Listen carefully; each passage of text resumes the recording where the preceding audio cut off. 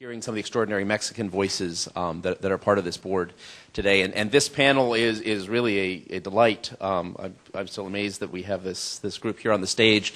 Three of Mexico's foremost thinkers, but not only great intellectuals, great leaders in thought, but also leaders in action who've been involved in very practical pursuits through the years. They don't need much introduction, so I won't give them much. We want to get straight into the debate. But let me say Enrique Krauze is obviously one of Mexico's and Latin America's great intellectuals. His most recent book, The Redeemers, is recently out. We hope to have the chance to, will be out shortly. We hope to have a chance to have him back to launch it. His biography of power is now a classic, as are many of his books in Spanish. And in addition to that, has been an entrepreneur, an intellectual entrepreneur, starting a publishing house, a magazine, Letras Libres, a film production studio that deals with Mexican history, and a number of other initiatives, a very relevant voice in Mexican society, in politics, in philosophy, and in history. Sergio Aguayo is one of Mexico's foremost thinkers as well, and also a true social entrepreneur, a person who has been at the forefront of many of the changes and many of the struggles in Mexico over the years. He is someone, when you think of people who were critical in the transition to democracy in Mexico and in many of the changes to deepen democracy over the past few years and build accountability and transparency, Sergio has been at the forefront of these movements. He was the coordinator of Alianza Cívica for a long time. He has been involved in founding Fundar and refounding Alianza Cívica. Has been involved, as I'm sure we'll hear from him, also in the citizen movement now around violence in Mexico. And is also an academic at El Colegio de México in addition to that, in his spare time. And Luis Rubio is one of the foremost thinkers and one of the foremost policy advocates in Mexico, a great scholar who has written over, I believe, 20 books. I'm probably going to misstate it. I think it might be closer to 30 at this point.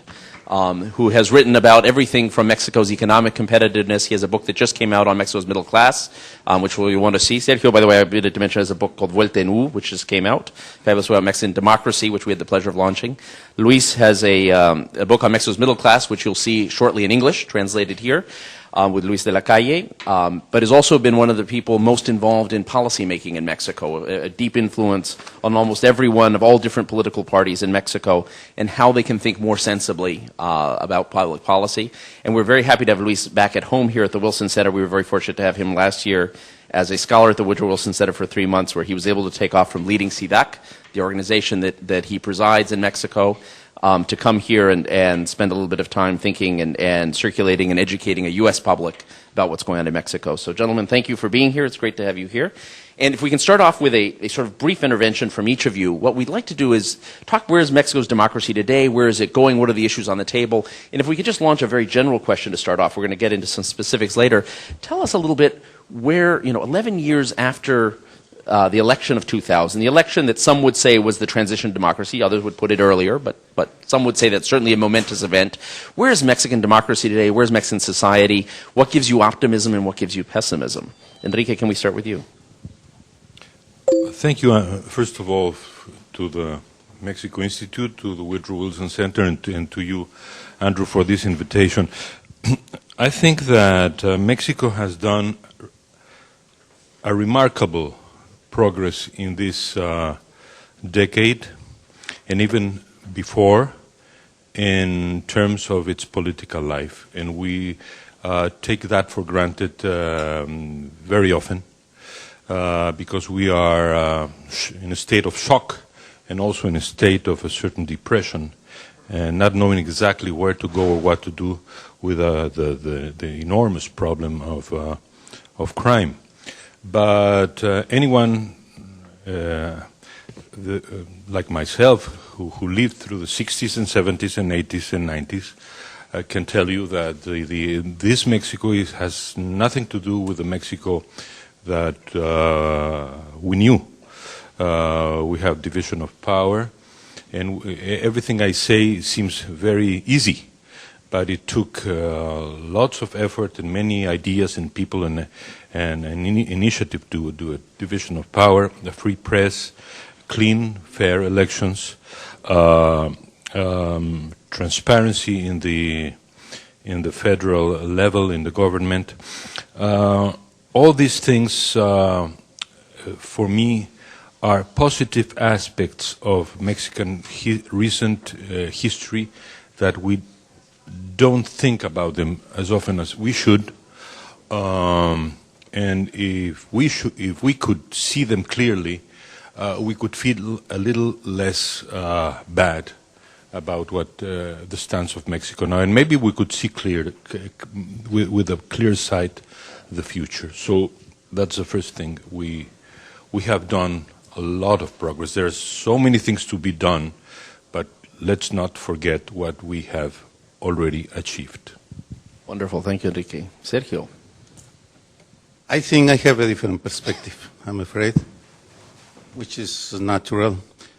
In my opinion, there are indicators that democracy is not working in Mexico.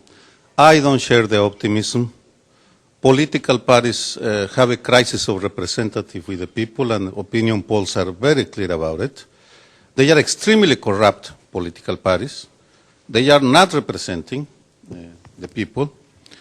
And as far as elections go, I would say that one part of elections are, of course, free and fair, and I wouldn't deny that. But there are another 2/3 that are not free nor fair. 1/3 is that of the poor people, and election after election, you see how political parties violate the law and go to the poor people quarters to buy the votes. And then you have another phenomenon that we must recognize. In some regions of the country, citizens vote for those who the cartels select to present as candidates. I mean, it is not the political parties are nominating the people. So the problem is that the electoral institutes are not are evading the problem and are not doing the studies that give a clear perspective of what the situation is in regards to election. I could continue giving you evidence or my perspective of why I think democracy is in a major crisis, but I will sustain throughout my participations that thesis. Democracy in Mexico is not working, and we have a major problem going on. Luis, where do you come down on this?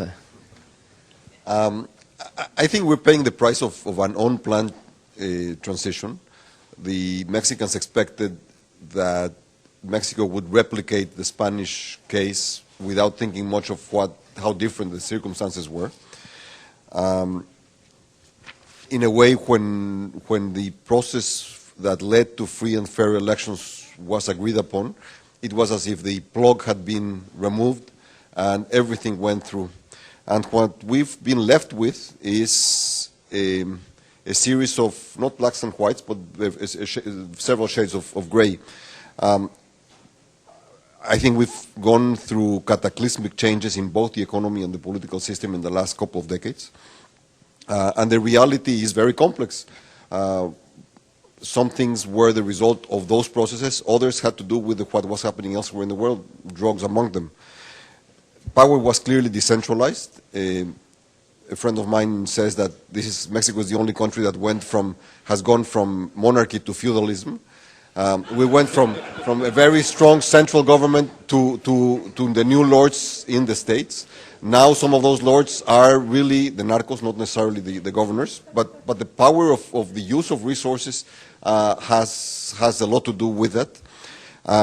The power went to the governors, went to the party hacks, went to the leaders in the Congress, and it also went to the so-called de facto powers, which I think is one of the biggest challenges for the future, because once within the pre-system there were some checks, vague or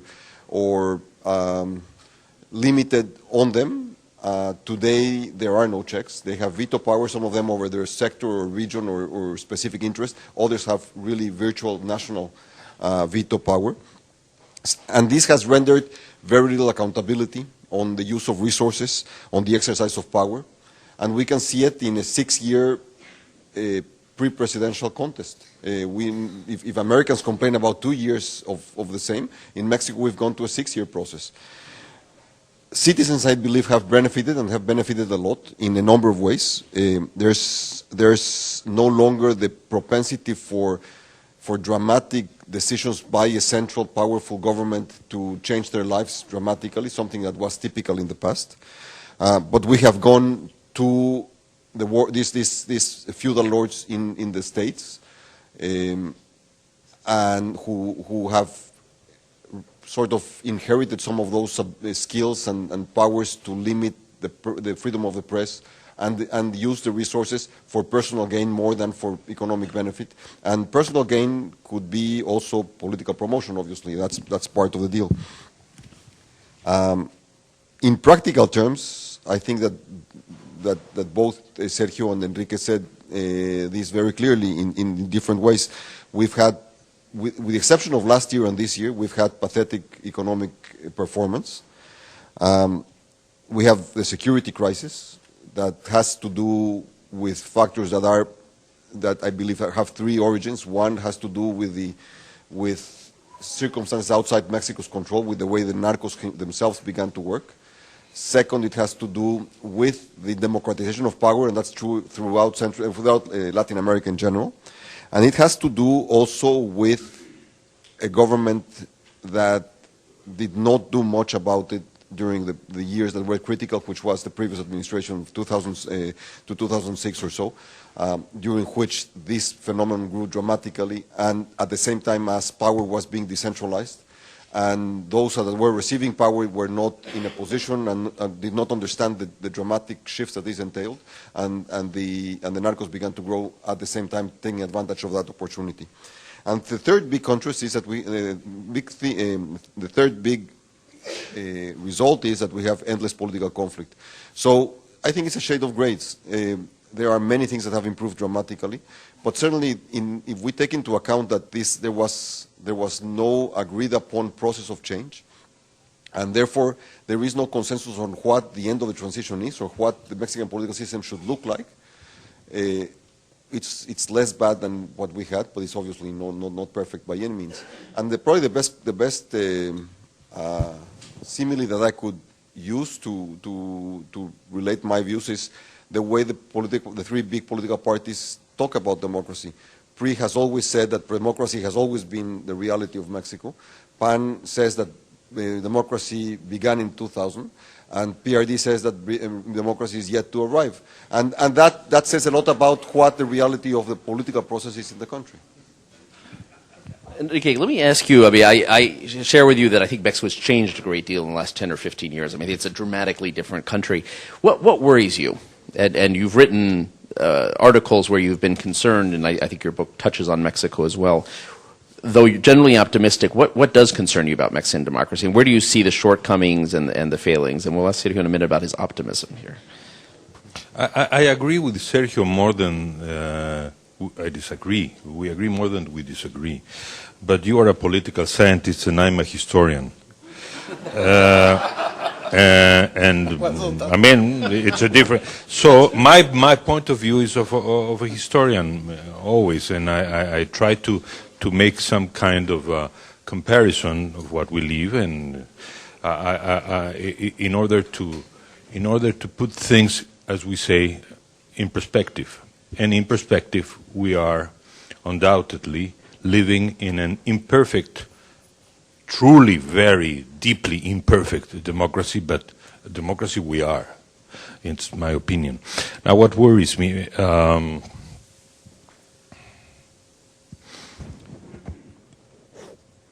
the stalemate, the lack of, and this is where I agree with you, the lack of a true will and intelligence and vision and patriotism, I could say, of the parties in order that are functioning in the Congress, in order to truly take their role seriously and take their representation seriously and truly debate, discuss and approve whatever the reforms, and there are many reforms that Mexico needs in order to grow. If we have growth and if we have employment, if we have a country that really functions, that will not only strengthen our democratic life, it will give it also legitimacy, and it will be a virtuous, it will put us into a virtuous circle, because it would attract many young people who now think that the best way is to be a criminal, because that's the only or the main possibility open for them. If the country starts growing, and for us 1 digit, 2 digits, 3 digits are truly, we're talking about millions of people, no? And visible growth, that will really be the best thing we could do in order to tackle the other big problem that is, of course, what worries me, Sergio, Luis, and every Mexican every day and night, which is the nightmare of crime. We will talk about crime in a moment, because I think that's been very much present in what each of you have said. But Sergio, tell me for a second, what makes you optimistic? I mean, you were one of the people who fought for changes in Mexico. Do you look back with disappointment and say it would have been better to be back where we were in '95, or do we go back to 1992, or are there things that make you optimistic moving forward? What makes me optimistic is that I have lost my innocence. As our friend David Shirk says, the key to optimism is having low expectations and a long time horizon. Yeah. I think I have come to understand the essence of our political elites, their mediocrity and corruption and incompetence. And I think that as far as one has clear, or at least that's what I believe, that I have very clear what is going on, then it is easier to decide what to do. Because when I was young and innocent, I did believe that it was enough with free and fair elections, with federalism, and once opposition parties arrive into power at the states and at the presidency, then things will be beautiful.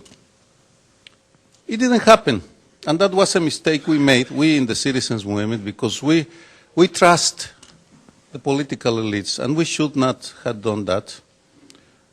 Now it's easier because from a perspective, I mean, I have very clear, without denying the improvement, the advances that we in the capital have, Enrique, because I will want to make that distinction. It's not the same to live in the capital, right in the capital, and exercise the freedom of speech in the capital than to go to the states, where you start to self-censor because you are afraid of the governor or of the cartels. So that's what makes me optimistic, which is, of course, if you want, an exercise in masochism, but it is clarity that we must not to change political parties, because that's not a question of will, but that we, society, must make them accountable to us, and without mercy, without paying attention to their promises, because they are very good at speeches and rhetoric, and everything is always beautiful, or it will be beautiful. I don't believe them now, but of course that's not a question of criticism. It has to show in the actions that we must take, and I think there are enough, and from that perspective, what makes me optimistic is that there are some institutions, not as many as we would need, but there are newspapers, civic groups, radios, entrepreneurs, and all sorts of organizations that have lost their innocence and as well, and that are taking a very critical attitude. For example, the group Reforma, to which I belong, and Enrique. And actually, the three of us. It's a conspiration. It's a conspiration of Reforma. Alejandro Junco is basically the board media is here with us, actually. Yes. And Reforma, it's perhaps the most critical. If Alejandro Junco was to be here, he would be far more critical than I am, because he personally had to send his family away out of the country to be able to exercise journalism. So I am optimistic because the agenda is clearer now. Luis, what would it take? I mean, in different ways, Enrique and Sergio have said that there's either a stalemate or that the political elites have not been at la altura, have not been able to do what they need to do to move the country forward. What would need to happen in Mexico? What needs to happen to start spark economic growth, to make some of the decisions that are necessary to start dealing with violence? We'll talk more about violence in a minute, but what gets us past that stalemate? Well, if one looks back in history, there have been in 200 years of Mexico's independence, there have been two periods of successful economic growth. One was at the end of the 19th century and beginning of the 20th with Porfirio Diaz. The other, the 25, 30 good years of the pre-rule, good in the sense of economic growth. And the common trait of both is that it was a very centralized political system. In every other era, we had a very decentralized warlords and local fiefdoms throughout the country. So the natural, easy conclusion to reach, which is the one that at least two of the more prominent pre-candidates have taken, is that we have to re-centralize. They propose different ways to do so, but that's what they are saying. I think that's a false proposition, and the reason I believe so is that both of those eras ended badly, one with revolution, the other with an economic chaos or series of economic crises and the like. Mexico is too diverse, too diversified, too complex a country today, and the global world is a significant factor now that it wasn't, or at least not as importantly in decades past. So I don't believe that centralizing would solve the country's problems. It might allow to pass legislation faster, but I don't believe that would solve the country's. I don't believe that would solve the country's problems. So my sense is that what we need is to build strong institutions that would serve the same purpose, that would allow for rules of the game to play well, to protect and distribute wealth the way the political agreements that back this would be necessary. It's not easy to accomplish that. In theory, this could be done, I would think, at least through two ways. One is what Sergio just described, by the citizens' movement forcing the politicians to respond. The other would be by politicians, or a politician, or a series of politicians acting on their own and building and developing. The countries that have not been able to do so by a pre-established process, which are the majority, there are far more messed up transitions than accomplished ones, and there have been many more failed leaders than successful ones. But unless we have the citizens, or we have an enlightened leader that introduces the kind of change, I don't see how we're going to get there. And maybe it's the combination of both that would work. Simply one strong leader that has the capability, and the strong citizen movement that establishes limits. I'm not sure there's another way. There's also the Mexicans factor. Porfirio Diaz has a fantastic quote that I found a few years back. He said something, if I remember well, it's something like governing Mexicans is more difficult than herding turkeys on a horseback. I believe that's more or less the arriar guajolotes a caballo. That's also difficult. It's not by chance that the citizens' movements have not worked, or that chairs break in the middle of. It's not by chance that that those things have happened. There's also the way Mexicans are. Enrique, you want to jump in on this? I have to elaborate a bit more on the issue on centralization and federalism. You see, the Mexican history shows that we have a kind of centralist vocation. And we adopted a federalist design because we adopted the American Constitution, and because of other factors. the two periods of successful centralization that ended bad, that you mentioned, were both under a political, a kind of bland or not so bland collective or individual dictatorship. So there are certain kinds of centralization that we could devise within a democratic order. For instance, police. I'm not talking about centralizing education or centralizing, I don't know, health. It would be open to debate. But police. The way Porfirio Diaz solved the terrible problem of crime and robberies and things in the 19th century is by creating in fact, he did not create it. It was Benito Juárez who created the institution of the rurales. And it was a federal institution. Again, it was a dictatorship.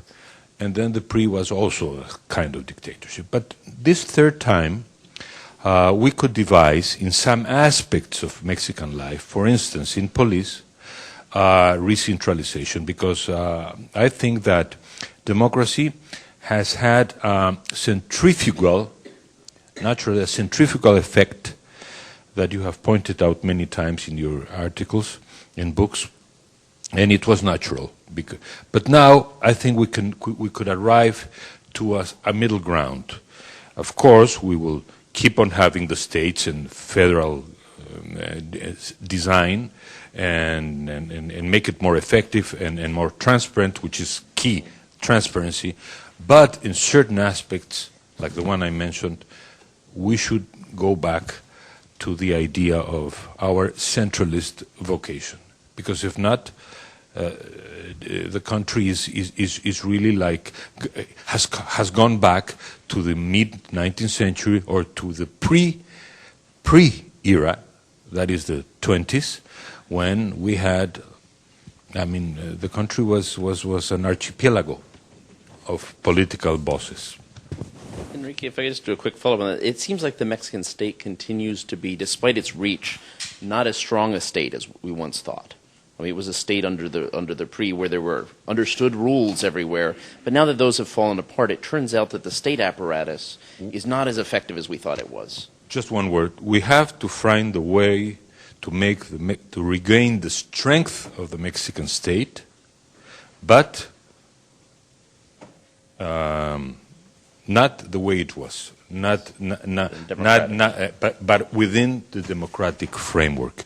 And to be strong and firm and legal are not mutually contradictory words.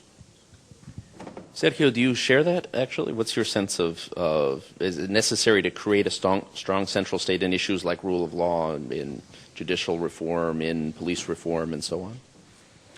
I'm going to speak as political scientist.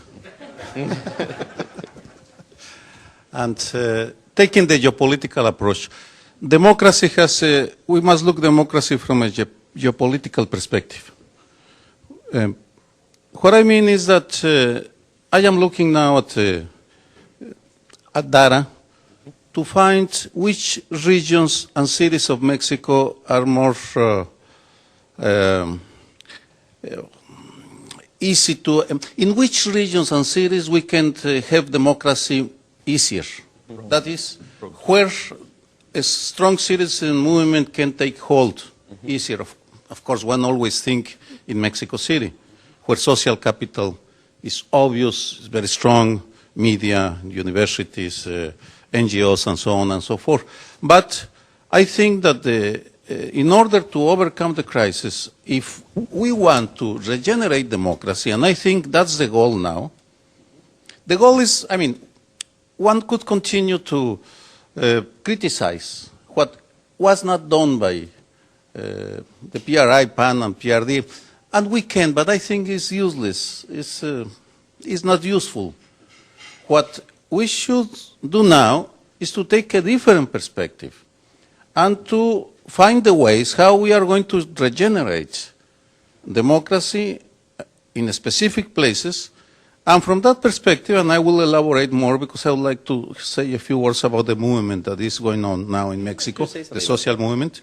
I think that it is a time for civic movements to forget divisions, ideological divisions. It is a time of unity of right and left, not for the sake of unity, but in order to negotiate a new deal with the political elites, in order to have the democratic reforms. In order to do that, we need the understanding and the support of societies in other countries, and I am thinking obviously in the US, but not only, but in America, Canada, and Europe are places where we must establish a dialogue to explain them or you what is going on in Mexico from the perspective of this movement that is being created from taking the unity of the different, of the diverse, to negotiate with the elites a new deal. And I think that's sometimes missed when the movement going on now in Mexico, the one that is going to sign a pact tomorrow in Ciudad Juárez, is all about. But I would like to wait, and when you decide, I can say a few words about that movement.